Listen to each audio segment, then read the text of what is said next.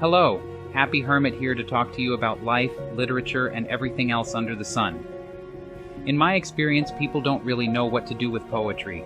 Oh, they have their favorite lines they may quote, but in terms of something to read, well, non-fiction is typically straightforward, and even fiction normally rewards following one word after another, like walking, so even when it's difficult, there's not a question as to what it's for.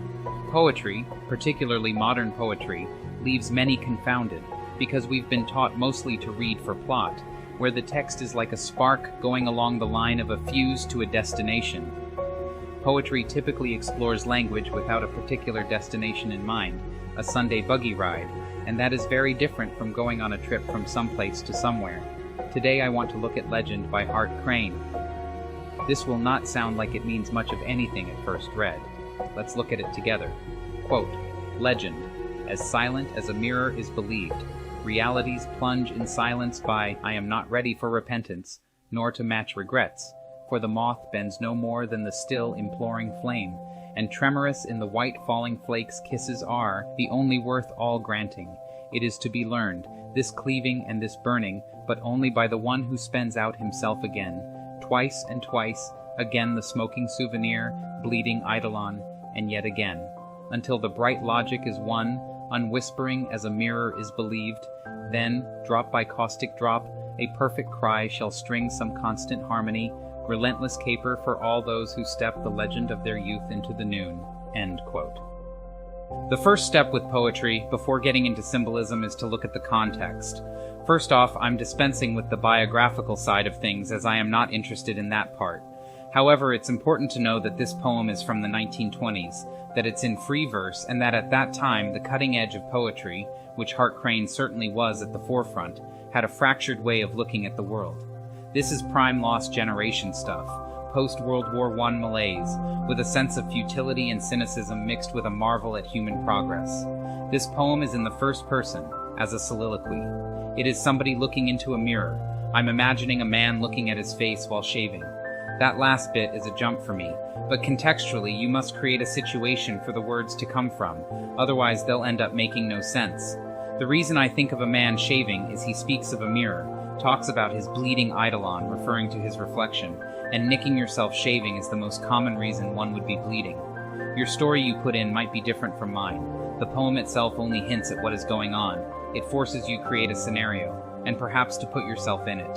The title, Legend, refers to the last lines of the poem, relentless caper for all those who step, the legend of their youth into the noon. So, we're talking about the legend of youth. In poetic terms, the time of day goes with the time of life, so if the youth is early morning hours, then stepping it into the noon would be bringing it to midlife. And the relentless caper would be partying like you're young when you aren't anymore. It's the day after, you're hungover, you probably got up late, so it very well may be literally near 12 noon. The purpose of legends is to create meaning, not to tell the truth. We tell legends to explain things, to give purpose, so this poem is fundamentally concerned with the legend of their youth, which can be both interpreted as the legend of being young, meaning they're not really that young anymore, and legends they believed while young, meaning they might not be believing in them entirely anymore. So for the first lines, as silently as a mirror is believed, realities plunge in silence by, the first half of the sentence is straightforward. We generally don't question our reflections as being an accurate representation of ourselves. You don't typically wonder whether that is really you looking back, though you become aware when you notice you look different than you used to, that you've aged, and perhaps you don't feel the age you currently look. I'm not fond of the line, realities plunge in silence by. The phrase comes off as awkward, and realities is a frustratingly abstract noun. We're left with questions. Whose realities? The poem has been intentionally withholding a pronoun so far. We're also stuck with that dangling preposition. By what or who and why the doubled silence?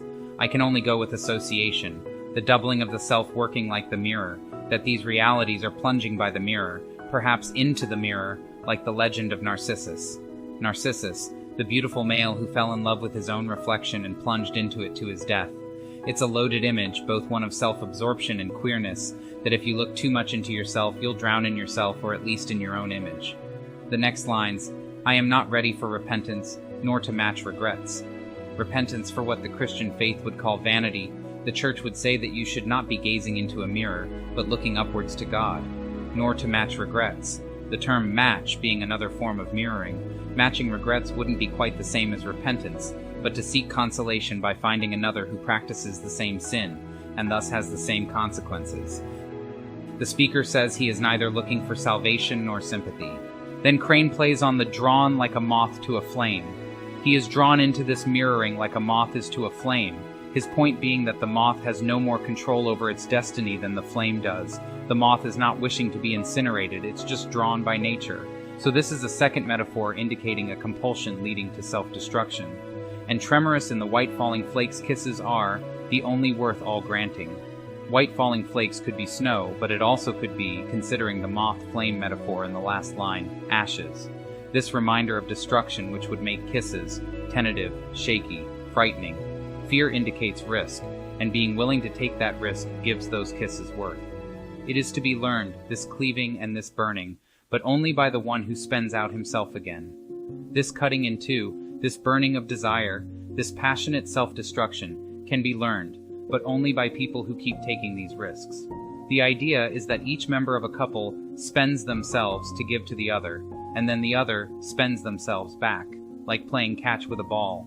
But the equation is twice and once again. That last once, someone is spending, but not getting paid back. The other has run away with it. Until the bright logic has won, unwhispering as a mirror is believed. Again, back to the legend. The speaker is looking at himself in the mirror, convincing himself perhaps. This is a game he's played many times, enough to see a pattern in it. Like Lucy with the football and peanuts, he's talking himself into one last go. Remember, the mirror's image is also marking time. He won't be able to play this game forever. Then drop by caustic drop, a perfect cry shall string some constant harmony. The drops are of blood. Remember earlier in the poem we speak of the bleeding image, caustic, like acid. He is spending his life source in hopes of connecting to another. Here stringing means link, and harmony indicates the presence of two voices. This is a masochistic desire of suffering leading to wholeness with the other.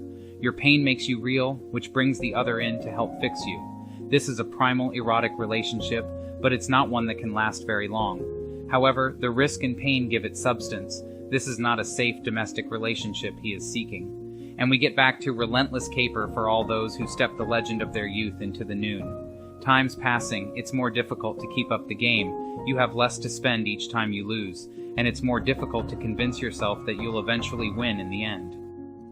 The capability to have full passion depends on throwing your heart through an open door without hesitation, but get burnt too many times, while you only have so much blood to spend until you become cold. But recall, this is a legend. Legends aren't about being true, they're about creating meaning.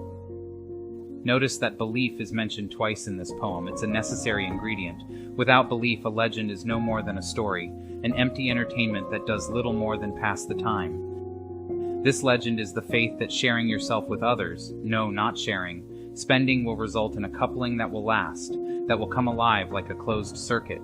This speaker is clinging to an adolescent mode of relationships, where it's about extreme emotional states, ecstasies, the thrill of the hunt, and never actually settling down into anything.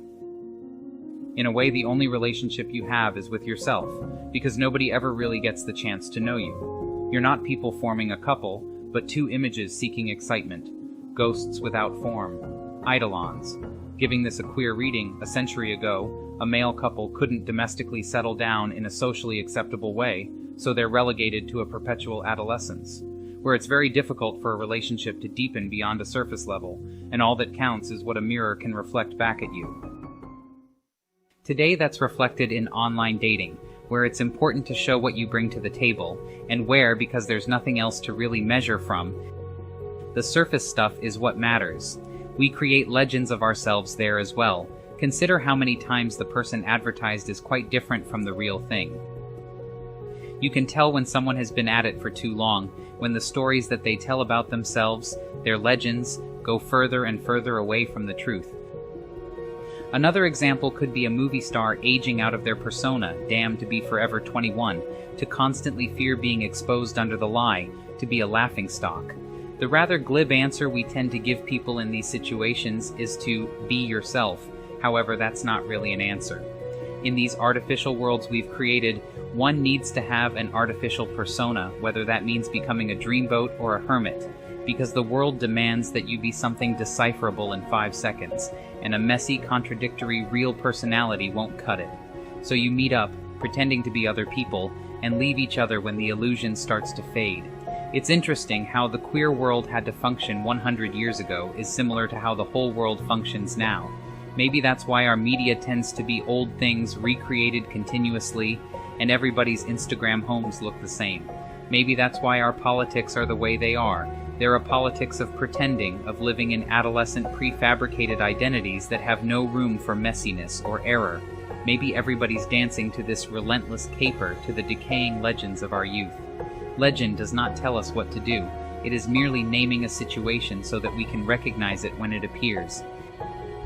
This is the poem for things you used to enjoy but are growing tiresome, for looking at your face now wishing it was your face then, for realizing that you're outgrowing some old styles of relationships.